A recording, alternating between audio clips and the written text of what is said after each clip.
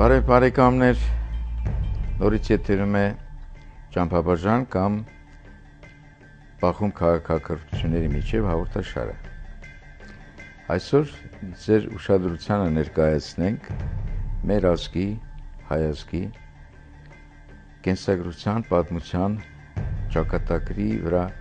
ամենաէական դեր խաղացած ազգի Թուրքի համակարգը, ով է թուրքը, Թուրքիայի մասին է մեր արևմտյան հարևանի եւ ինչ եզրեր ունենք այդ ազգի հետ ներկայիս հայերս մեր արժեքներով եւ Թուրքիայում տիրող արժեքներով։ Հիմա նախ եւ առաջ ներկայացնենք Թուրքիայի պետության առանձնահատկությունները, որի պայմաններում ձևավորում է ժամանակակից թուրքը։ Հղում անելով անցյալի վրա ասեմ, որ հանրահայտ ճշմարտություն է, որ քոչվորներով, բռնատիրությամբ, թալանելով, ասպատակելով եկավ թուրքը, հասավ, հանգրվանեց հայկական բարձրավանդակում եւ իհարկե վերացրեց մեր տեսակետը, իսկ թե ինչու դա ընթացքում փորձենք շոշափենք։ Ուրեմն Թուրքիա պետությունը, որ դարասկզբին անցյալ ձևավորվեց որպես պետություն, որպես Օսմանյան Թուրքիայի իրավահաջորդ, ունի շուրջ 70 միլիոն բնակչություն։ Այնտեղ Թուրքիայում ուրեմն ամենաքանակով ազգությունը որ կա, դրանք քրդերն են, որ 7 միլիոնի սահմաններում են, փաստորեն եւ զբաղեցնում են Թուրքիա պետության արևելյան մասը, իդեպ Թուրքիայի ամենա բնակեցված հատվածը դա արևմտյան ափամերձ հատվածի ծովափնյա քաղաքներն են, բնակավայրերն են եւ 4 ծովի հետ է առնչվում Թուրքիան, այսինքն մեծ ծովային հնարավորություններ ունի։ Արևելյան մասը Անատոլիա, այսինքն որը թարգմանաբար նշանակում է արևելք, Անատոլիան շատ հազիվ 1 միլիոն մարդ էլ չի ապրում, այսպիսի տեղաբաշխում կա բնակչության։ Եվ Թուրքիա պետության մեջ, ինչպես գիտենք, զինվորականները էական դեր են խաղում հասարակության ձևավորման, հասարակական հարաբերությունների ձևավորման, վերջերս փորձ է արվում ազատագրվել զինվորական իշխանավորների ազդեցությունից։ Այն էլ դրսի արտաքին աշխարհի բաց երկրների ազդեցության պարտադրանքի արդյունքում։ Ինչ հասարակարգով է ապրում թուրքը ներկայիս Թուրքիայի եւ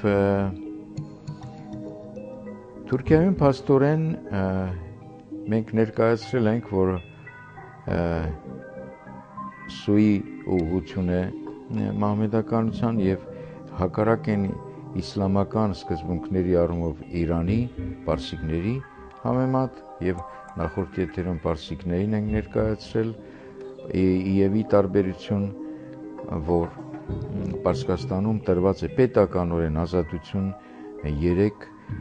պարսիկների համար ցանկալի կրոնական ուղղությունների քրիստոնեություն, զորոաստրականություն եւ հուդայականություն այդ 3 կրոններին իրենք կարող են պետության մեջ, կառավարության մեջ տեղ զբաղեցնել, իշխանական մաս կազմել եւ այլն։ Թուրքիայում այդ բոլորը արգելված են եւ Թուրքիան ի տարբերություն Իրանի պարսիկների բոլորին պարտադրանքով պետականորեն բոլոր լծակներով թուրքացնում են բոլոր ազգերին, այսինքն այդ մի պետություն է, որտեղ տեսակափոխում են, ասիմիլացնում են եւ բոլորին դարձնում են թուրք, լեզվով, լեզվամտածողությամբ, դավանանքով, ապրելու կերպով, ավանդույթներով, բոլոր շերտերով, կտրվածքներով։ Այսինքն մենք գործ ունենք մի տարօրինակ մարդկանցով կազմած պետության հետ, որի անունը Թուրքիա է, որտեղ արժեհամակարգերը, ազատ արժեհամակարգերը չեն գործում։ Եվ 70 միլիոն բնակչություն ունենալով հանդերձ նաև ՆԱՏՕ-ի անդամ է եւ մեծ ազդեցություն ունի փաստորեն մերձավոր արևելքի իրադարձությունների առումով։ Թուրքերի ի տարբերություն իր նախնիներին, իրենք ամեն դեպքում ժառանգել են հայ մշակույթը առավելագույնս ճարտարապետական պետության առումով, մշակութային դրսևորումների առումով եւ հայ մտածողությունը, էթնիկ մտածողությունը փաստորեն էապես ազդել եւ որակափոխել է Թուրքիայի թուրքերին։ Բայց իրենք մնում են մահմեդականության ճիրաններում, իրենք մնում են որպես թուրք եւ ասեմ, որ մեր հայաստանյան քաղաքականության վերջերս տարված քաղաքականության արդյունքում Թուրքիայի վարկանիշը մենք բարձրացրինք մեր ձեռքով փաստորեն, մեր կոտրած ձեռքով, այսինքն սա անչափ կարևորում եմ եւ հարկ եմ համարում ներկայացնել փաստորեն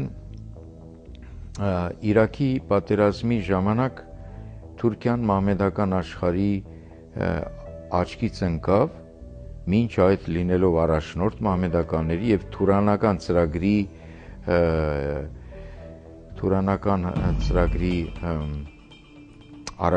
առաջատար Իրաքի պատերազմի ժամանակ տեղ հատկացրեց ՆԱՏՕ-ի զորքերին, օդանավակայաններ, որպեսզի ՆԱՏՕ-ի զորքը այդտեղ տեղակայվի եւ հարձակվի մահմեդական Իրաքի վրա, որը տեղի ունեցավ եւ արդյունքում մահմեդական աշխարհի աչքի առաջ Թուրքիան որպես առաջատար, Թուրքը որպես առաջատար մահմեդականության համար իրավազրկվեց, այսինքն վստահությունը կորցրեց։ Եվ մեր ֆուտբոլային դիվանագիտությամբ հայաստանյան իդեպ մենք բարձրացրինք Թուրքիայի վարկանիշը ամբողջ աշխարհի մահմեդականության առջև։ Թուրքիան խաղարկեց, ոչ միայն Թուրքիան, նաև մեր հանդեպ գործող ուժերը խաղարկեցին հայ-թուրք հարաբերությունների գործոնը, արդյունքում պայմանագրեր կնքեցինք, ստորագրեցինք երկկողմանի եւ այլ, եւ մեկ էլ առանց նախապայմանների, մեկ էլ Թուրքիան բացեց առանց իմ փոքր եղբոր Ադրբեջանի, ես հրաժարվում եմ, որից է շարունակություն մեր երկկողմանի պայմանագրերի ընթացքի, այսինքն օգտագործեց նախապայմանը Բաքվի եւ ամբողջ աշխարհի մահմեդականության առաջ ինքը դարձավ որպես օրինակ, որ տեսեք Թուրքիան մերժում է ամբողջ աշխարհի ուժերին հանուն Բաքվի պաշտպանության։ Այսինքն թուրքը մնում է թուրք։ Եվ երբ որ միջազգային իրավունքով ենք վերաբերվում որպես արժեհամակարգ Թուրքիան եւ Թուրքիայի թուրքը եւ Հայաստանը հայը, ապա ստացվում է, որ էապես տարբերություն չկա, մենք էլ ենք մարդիկ, իրենք են, բայց երբ որ բնագիտական տեսանկյունից ենք վերաբերում թուրք հասարակությանը, նրա հասարակական կառուցվածքը, ապրելու կերպը, վերարտադրման ինչ հասարակարգով է ապրում թուրքը, ապա մենք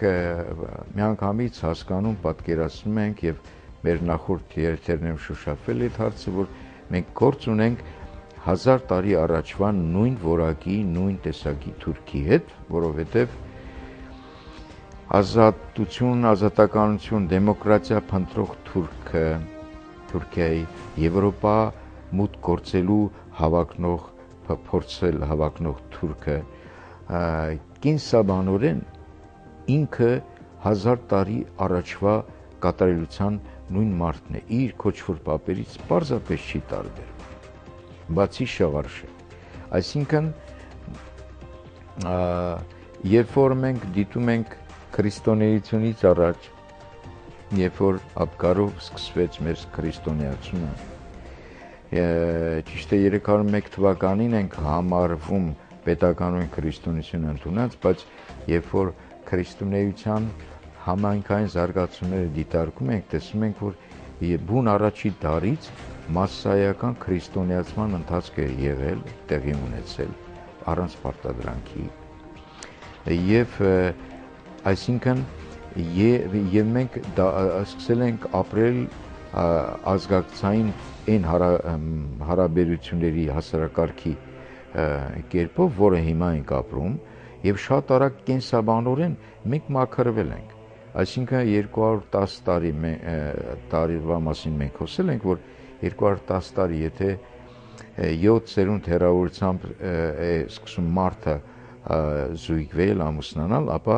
գենետիկական, կենսաբանական խարանները, կրկնությունները մնում են պատմության մեջ։ Եվ ասել ենք, որ Բաքուն,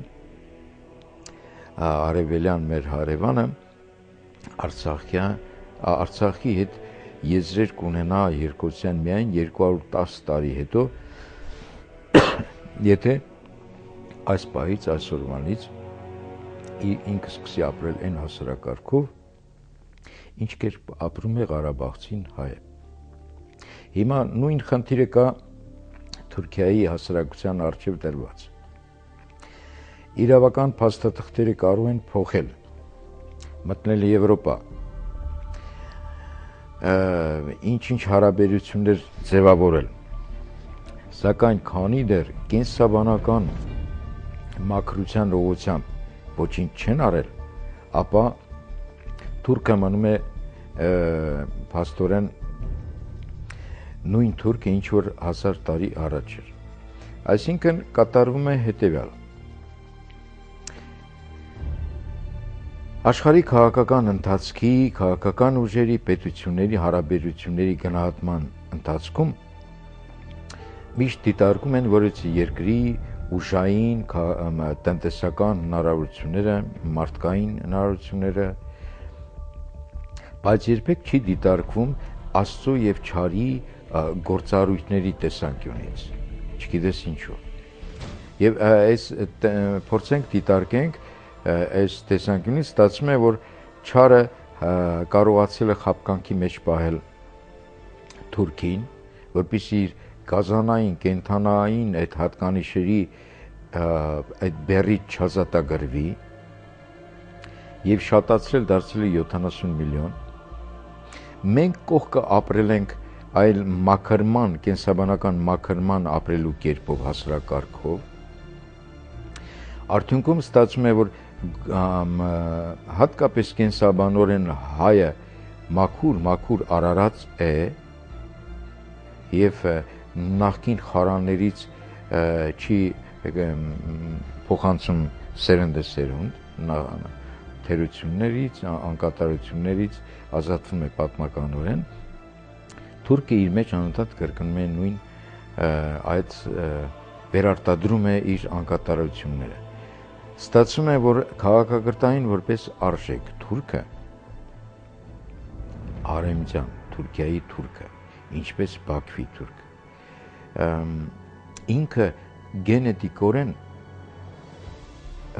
գենետիկական ճգնաժամի մեջ է։ Եվ հիմա մեր բոլոր փորձերը, որ ցեղասպանությունը այդ Թուրքիան ճանաչի, թուրքը ճանաչի կամ չճանաչի, դրանից բան չի փոխվում։ Որակական փոփոխության խնդիր կա նախ կենսաբանական։ Եվ ժամանակն է, որ մեր եւ քաղաքական գործիչները եւ գիտական, ակադեմիական գործիչները բնագիտական գիտությունների տվյալները հրապարակ հանեն եւ գործադրեն հասարակական հարաբերությունների դաշտում եւ ցույց տան նույն Թուրքին, նույն Բաքվին, որ գիտությունը սա է պահանջում, դուք գտնվում եք այս դաշտի մեջ, բարի եղեք, վերականգնեք եւ օրինակ վերցրեք հայերից, որ ապրելու ճիշտ կերպը սա է, որը հիմնավորված է բնագիտական օրենքներով։ Այլապես, եթե մենք այս քայլերը չանենք, եթե մենք շարունակենք ընթանալ միջազգային իրավունքի դաշտում հարաբերություններ կարգավորելու, մենք դատապարտված ենք պարզապես հերթական պատերազմ ունենալու։ Բարի բարեկամներ, հուսանք, որ խորհուրդները տեղ կհասնեն եւ համապատասխան այրեր այս գաղափարները գործողության մեջ կդնեն մեր ազգի հարաբերության խնդրում։ Ստեսություն, մի շնորհ հանդիպում։